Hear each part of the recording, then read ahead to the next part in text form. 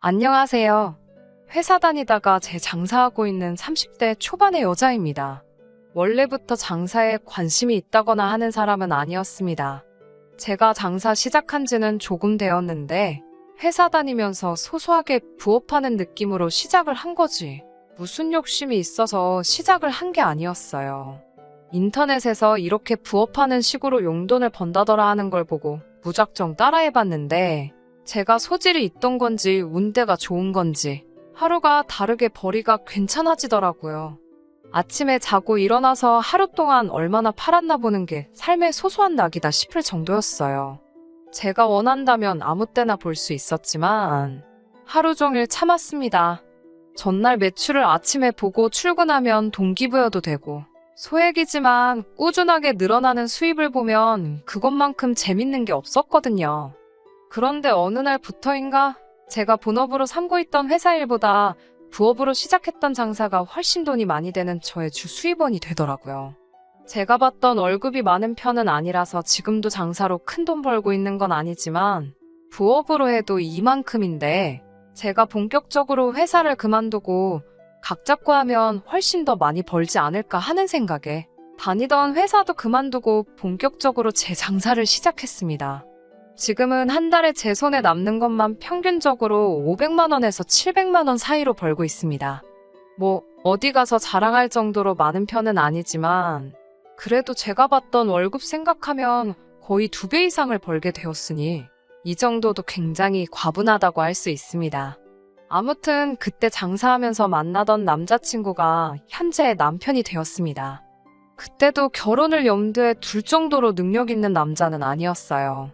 멀쩡히 다니던 직장을 그만둔다는데 가족들까지 말리던 그 상황을 이해해주고 저보고 할 수 있다고 격려해주며 항상 제 뒤를 지켜준 모습에 이 사람이라면 언제나 제 편이지 않을까 하는 생각으로 이 남자와 결혼을 결심하게 되었어요. 그런데 저한테 잘하는 것 그 이상으로 자기 가족, 특히 자기 누나한테 잘하는 그런 사람일 거라고는 상상도 못했네요. 남편에게는 위로 누나가 한 명 있습니다. 남편과는 연년생이지만 생일이 빠른 저한테는 몇 달 차이도 안 나는 동갑내기 친구나 마찬가지입니다. 제가 빠른 년생이라고 신우한테 맞서고 대든 적도 없고 좋으나 싫으나 제 손윗사람이 되는 게 맞기 때문에 있는 그대로 받아들이려고 노력하고 있었어요. 그런데 신우는 저에 대해서 잘 알지도 못하면서 저를 그저 동생 대하듯 다루네요. 제가 부족한 점이 있다면 당연히 노력해서 배워나가겠지만 신우가 그렇다고 배울 점이 있거나 더 어른스럽다거나 한 부분은 하나도 없습니다. 그런데 오히려 손이 신우라는 그 위치를 가지고 저를 누르려고 하는 느낌을 지울 수가 없었어요. 신우는 결혼한 지 조금 되었습니다. 저희가 이제 결혼 1년 차지만 신우는 오래전에 아주버님하고 결혼해서 살림 차려 독립한 지가 오래입니다. 아주버님은 지방에 있는 해운회사에 다니고 있어요. 원래 서울에 있는 본사 출신인데 지방에 있는 지사의 심각한 인원 문제로 결혼 후 얼마 안 있어서부터 결혼을 메꾸기 위해 지방에 있는 지사로 출근을 하게 되었는데 본사에 있을 때보다 거기서 훨씬 능력을 인정받아 지방에 있는 지사에 뿌리를 내리게 된 사람입니다. 그렇다 보니 신우와는 원치 않게 주말 부부가 된 상황이고요. 아주버님이 지사에서 한 자리를 맡게 되면서 회사에서는 숙소비 지원이며 이런저런 복지 혜택을 조건으로 내걸었는데 신우가 어떻게 젊은 사람들이 지방에서 살 수나 있겠냐며 서울이 아니면 안 된다고 우겨대는 통의 주말 부부 생활을 시작하게 되었답니다.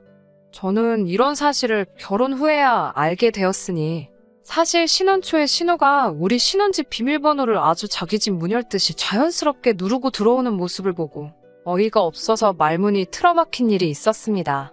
자연스럽게 들어와서 하는 행동을 보고 있자니 이게 남편 총각 시절에도 하루 이틀 와본 게 아니더라고요. 다른 사람도 아니고 남편 가족인데 올 수도 있지 않느냐고 하시는 분들도 계시겠지만 정말 저랑은 결혼식 본식 날과 그 전에 안가 가족 모임 때 2번 만난 거 말고는 그 어떤 교류도 없던 사람이었거든요. 더군다나 남편이 출근해 있는 데나 시간에 제가 버젓이 집에 있는데도 신혼집 문을 열고 들어오는 무개념적인 행동이 용납이 되지 않았습니다. 심지어 들어와서는 정말 제 집처럼 편하게 있더라고요. 자연스럽게 제가 먹으려고 사놓은 주스를 한 컵 따라서는 소파에 발 뻗고 편하게 앉아 TV를 보더라고요. 제가 이게 경우 없이 뭐 하시는 거냐는 식으로 눈치 주듯이 쳐다보기는 했는데 신우는 뻔뻔하게도 자기는 신경 쓰지 말고 볼 일 있으면 일 보라고 하고 아주 자기 집처럼 드러누워서 쉬고 있더라고요. 저녁에 퇴근한 남편 불러 세워서 이게 무슨 꼴이냐고 따졌어요. 그랬더니 남편은 제가 너무하다는 듯이 너무 매정하고 인간미가 없는 거 아니냐고 따지며 주말 부부로 혼자 지내야만 하는 누나가 얼마나 평소에 외롭겠냐고 집에서 매일같이 혼자서 지내야 되는데 동생이 마침 근처에 사니 이렇게라도 왕래하면 사람이 그립지도 않고 외롭기도 덜하지 않겠냐고 하는 거 아니겠어요. 그러면서 저녁 식사는 이제 되도록 같이 하려고 하니 저녁은 3인분씩 준비해달라고 하더라고요.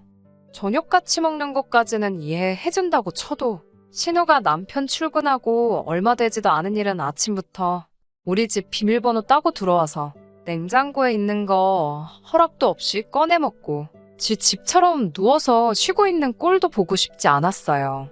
저도 집에서 노는 게 아니라 일을 해야 하는데 제 남편이나 제 가족이 아닌 다른 사람이 집에 있다는 것 자체만으로도 신경이 쓰여서 일에 집중이 안 됐거든요. 그래서 남편한테 외로운 신우와 식사 같이 하는 것까지는 할 수 있다. 하지만 낮에는 나도 일을 해야 하니 신우가 찾아오는 건 당신 퇴근 이후였으면 좋겠다고 확실하게 짚고 넘어갔습니다. 식사가 끝나고 신우는 심각한 분위기도 파악 못했는지 자기 집에 휴지가 떨어졌다고 우리 집들이 선물로 들어온 휴지들을 가져가더라고요. 워낙 많이 있어서 주는 것은 문제가 되지 않는데 대낮부터 우리 집에 있는 모든 것들이 마치 제 것인 것 마냥 허락도 없이 손대는 게 아주 저를 열받게 했습니다. 그나마 주말에는 아주버님이 꼭두 새벽부터 4시간을 운전해 서울로 왔기 때문에 신우와 주말까지 같이 보낼 필요는 없었지만 아주버님 없는 주중에는 정말 하루가 멀다 하고 매일같이 저녁 먹으러 우리 집에 오는데 진짜 낯짝이 두꺼워도 보통 두꺼운 게 아니구나 싶었어요. 음식 준비한 제 수고를 알아줄 필요는 없지만 내일은 소고기가 먹고 싶다거나 하는 식으로 반찬 투정을 하는 건 조금 철딱선이 없는 게 아닌가요? 그리고 보통 불편해서 친정으로 가지 신혼생활 하는 남동생네를 찾아오는 건 조금 아니지 않나요? 정말 식비 더 들고 냉장고 거덜내고 생필품 가져가는 것도 마음에 안 들었지만 돈을 다 떠나서 아무 때고 지 집인 것 마냥 문 열고 들어오는 게 제일 짜증이 나서 견딜 수가 없더라고요. 그래도 그나마 제 말을 남편이 신우에게 잘 설명했는지 신우가 낮에 오는 횟수가 언젠가부터 점점 줄더니 가끔씩 저녁만 먹고 가는 정도가 됐어요. 여전히 통보도 없이 문 열리는 소리가 들리면 짜증이 먼저 났지만 그래도 못 버틸 수준 정도는 아니었습니다. 그러다가 신우가 임신을 하게 되면서 몸조심하려고 그러는 건지 어느 순간부터 저희 집에 오는 발길을 끊었습니다. 솔직히 그 기간 동안 너무 평화롭고 행복했어요. 그런데 기어이 임신한 신우 때문에 이렇게 피를 보게 되었네요. 제가 장사하는 물건들 홍보나 마케팅 쪽의 목적으로 제가 소셜 네트워크에 신경을 많이 쓰는 편이거든요. 팔로워 수도 많고 아무래도 제가 올리는 사진 그 자체가 광고처럼 쓰이기 때문에 주변 시선을 많이 의식해서 올리고 있어요. 기본적으로는 남편하고 나들이 간 사진부터 외식한 사진까지 전부 올리고 있기는 하지만 그 사진들도 전부 제가 파는 것들을 의도적으로 눈에 확 들어오게 편집해서 제 사진 보는 사람들로 하여금 구매 욕구를 불러일으키는 방법을 쓰고 있었습니다. 그런데 얼마 전에 제가 판매하는 식기류를 홍보하기 위해 찍은 사진에 신우가 댓글을 달았더라고요. 식기류를 광고하기 위해서 친구들 몇 명 초대해서 홈파티 하듯이 꾸며놓고 거기에 파스타, 스테이크며 샐러드 같은 겉보기에 조금 있어 보이고 화려한 음식들로 구성해서 사진을 몇 개 찍어서 올린 적이 있어요. 신우는 거기에 댓글로 나도 먹고 싶다 라고 달아놨더라고요. 그런데 문제는 신우가 그 댓글을 단 지 1시간도 안 돼서 회사에 있는 남편에게서 전화가 왔어요. 당장 그 사진들을 지우라고요. 내가 일하는데 필요해서 찍은 사진들인데 그걸 왜 지우라고 그러냐 따졌더니 신우가 그 사진 보고 얼마나 소외감이 들겠냐고 누가 보면 임신하고 혼자 지내는 신우는 나 몰라라 하고 우리만 떵떵거리며 집에다 사람 불러서 파티하고 그러는 줄 알겠다고.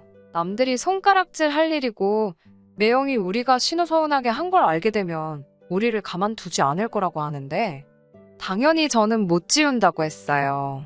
일하는데 필요한 거라 일부러 시간 들이고 돈 들여서 만든 사진이고 아직 투자한 거 본전도 못 뽑았는데 신우가 음식 맛있어 보인다는 말 한마디 했다고 그 사진을 지우라고 하는 거냐고.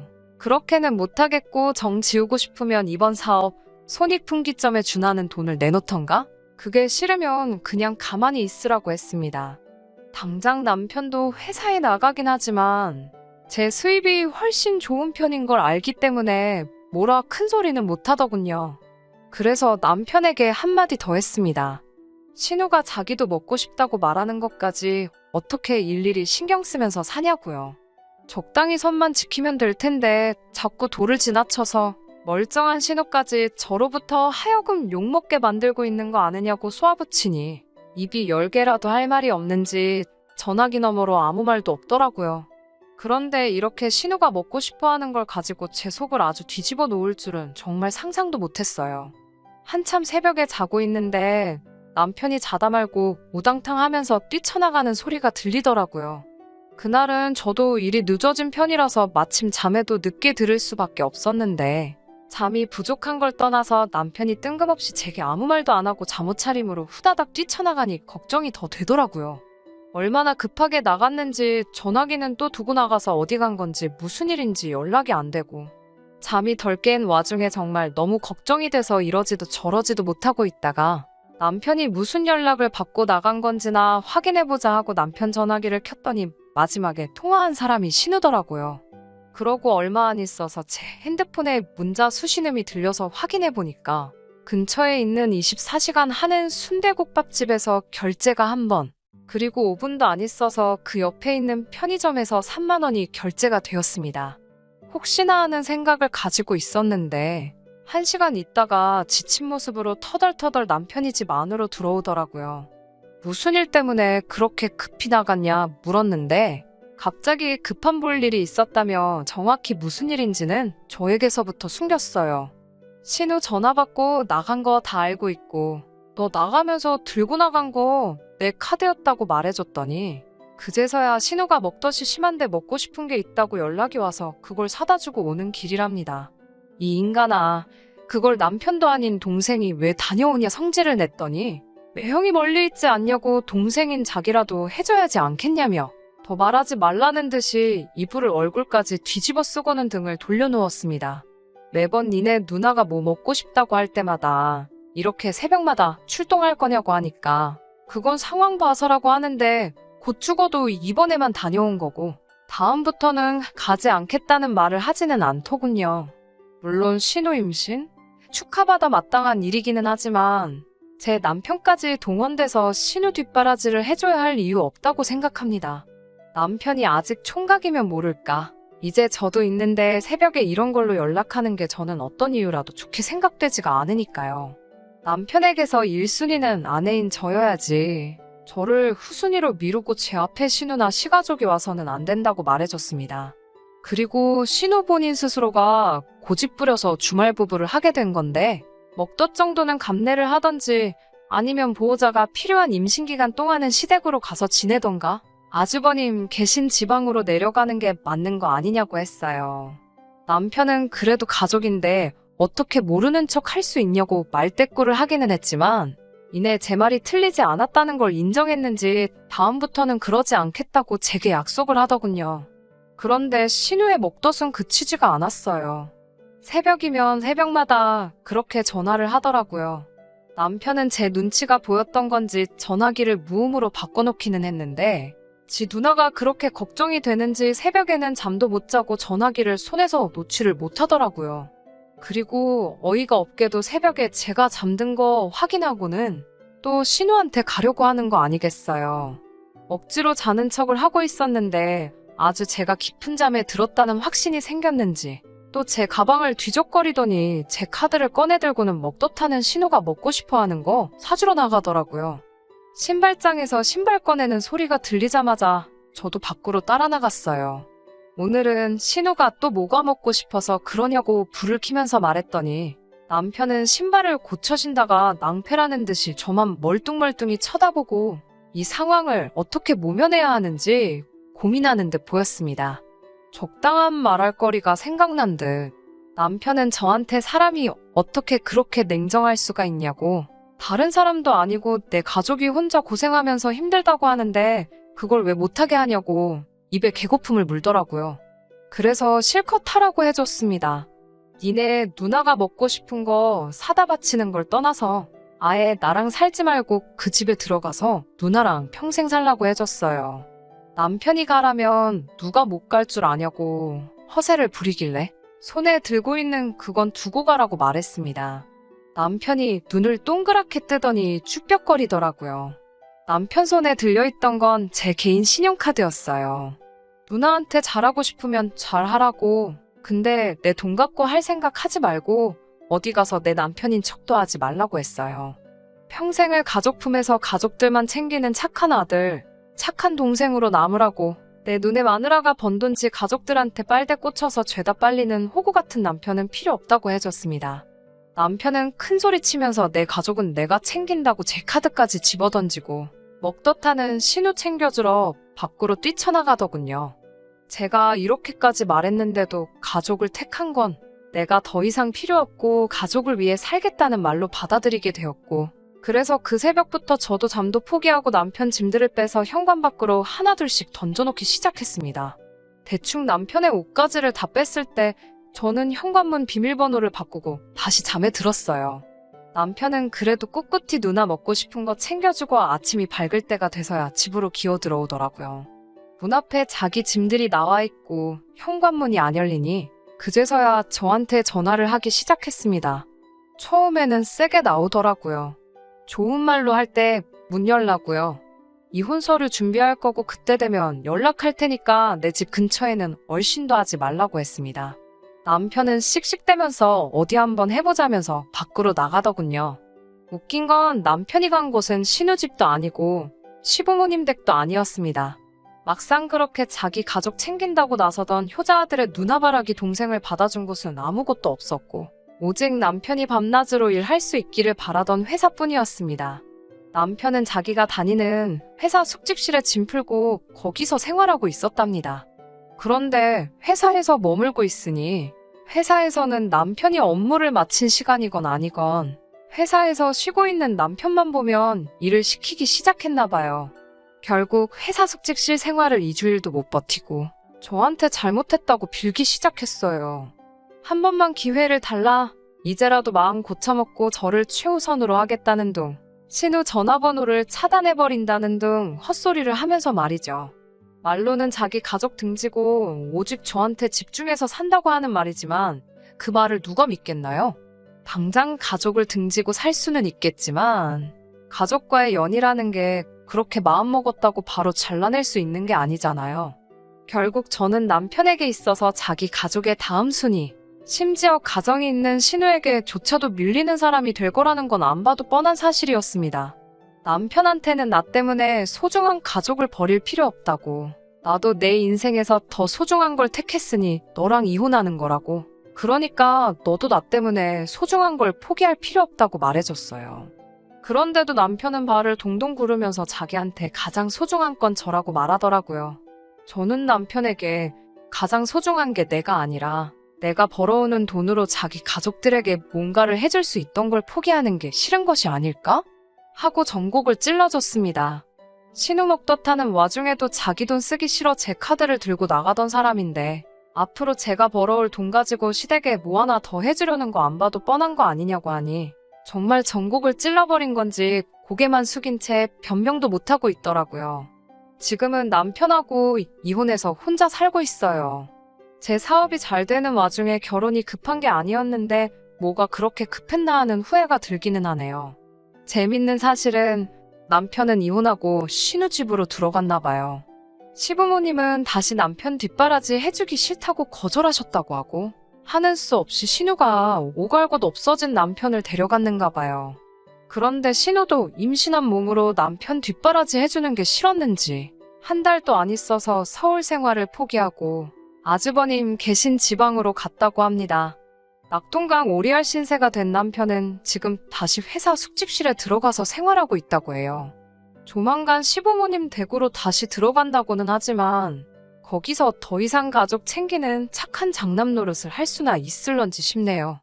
마음 곱게 먹고 우선순위라도 잘 먹였으면 저랑 잘 지냈을 수도 있는데 제 돈 가지고 자기 가족한테 잘하려던 못된 신보가 업보가 되어 돌아갔다는 생각이 드니 참 샘통입니다. 요즘 제 사업은 전에 없이 더 잘 되고 있고 언젠가 남편이 땅을 치고 후회할 날이 올 때까지 더 열심히 달려볼 생각이에요. 끝까지 들어주셔서 감사합니다. 오늘의 사연은 여기까지입니다. 구독과 좋아요, 알람 설정 부탁드리고 더 좋은 사연으로 다시 찾아뵙겠습니다. 감사합니다.